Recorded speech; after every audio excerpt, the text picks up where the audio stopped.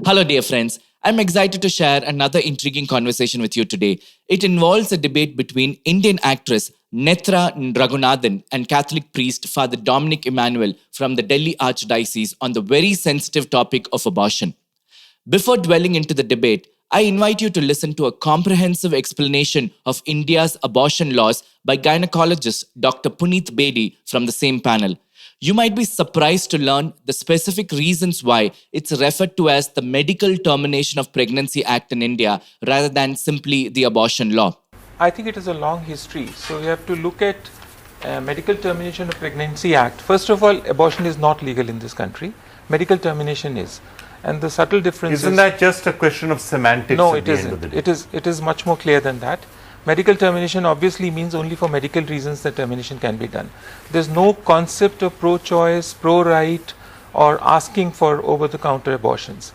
But since this law was made not as a pro-right law but as a population lobby law, the population lobby used the garb of MTP to do random abortions, sometimes forced, sometimes coerced, and the medical profession used it as for a very, very profitable business of female feticide. Okay. So the confusion under the circumstances in this law, there is no three clauses, there is no contention whatsoever. One is when the woman's life is in danger. One is when the baby is unlikely to have any significant, any meaningful life. That means it's grossly abnormal. And the third is when the pregnancy occurs out of rape or abuse. That one can understand. But they slipped in a clause saying that if when there's a pregnancy failure due to of contraception amongst married couples, not for a single. So as of today, any unmarried woman getting abortion, any widowed woman, any extramarital sex relating to pregnancy termination is completely and totally illegal. As Dr. Puneet explains, when the Medical Termination of Pregnancy Act was drafted in 1971, it was restricted to specific conditions like endangerment of mother's life, the identification of fetal abnormalities, and instance of rape and incest. However, over time, the MTP Act has undergone revisions to accommodate a broader range of scenarios, essentially transforming it into a comprehensive abortion law.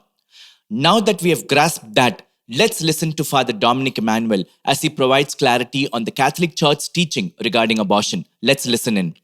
And the Church particularly is very clear.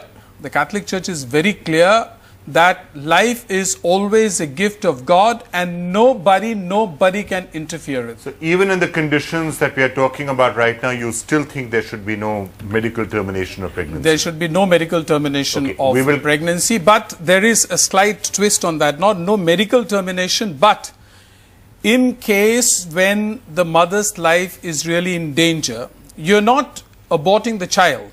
The purpose is not to abort the child. As articulated by Father Dominic, the Catholic Church staunchly condemns abortion in any scenario, asserting the sanctity of the fetus as human life and decrying the intentional termination of innocent life as intrinsically evil. Consequentially, any rationale attempting to justify abortion under any circumstance is absolutely rejected. But in cases where mother's life is at risk, medical guidance instructs the doctor to make every effort to preserve the lives of both the infant and the mother. Unfortunately, if the unintended loss of the baby happens during the course of safeguarding both lives, it is not considered a deliberate act of killing the child. Therefore, such an incident is not classified as abortion within the ethical framework endorsed by the Church. Now, turning our attention to Nethra Ragunathan, a model and an actress, she argues that a woman should have the right to decide whether to terminate her pregnancy or not because it is her body and it is her choice. Let's listen in. I think it absolutely gives no choice in our view. It gives you loopholes.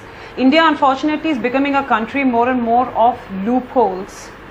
Whereas if there were no archaic laws and you could actually see that you need to be pro-choice, it's a woman's body. A woman should have the right to decide what she can or she cannot do with her body. I believe a person should have the right to decide, but that's a separate issue altogether.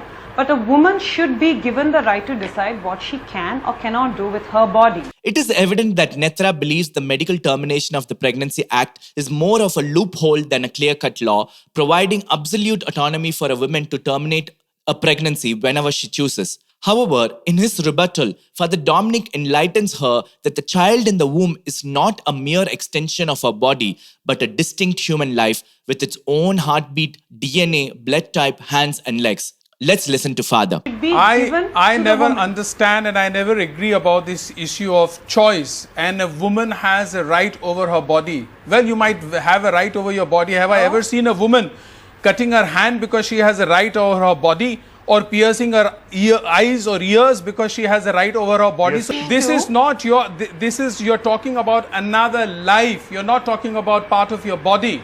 There is another life. Then let me deal with my spiritual side and let me answer to my God.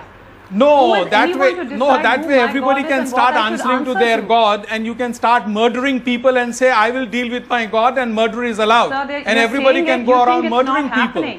A very important observation in that back and forth is when Nethra says, let me abort my baby and be responsible to my God. What is your problem? For which Father Dominic responds, then all of us can do our own immoral things and say, I will be responsible to my own God.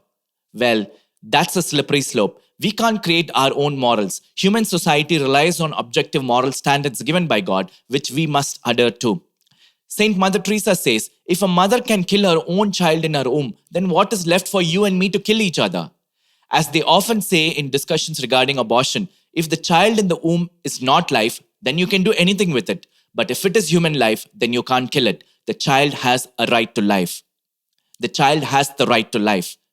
Hope this video brought some clarity regarding the topic of abortion. If you have any more doubts to be clarified, please post that in the comments. God bless you.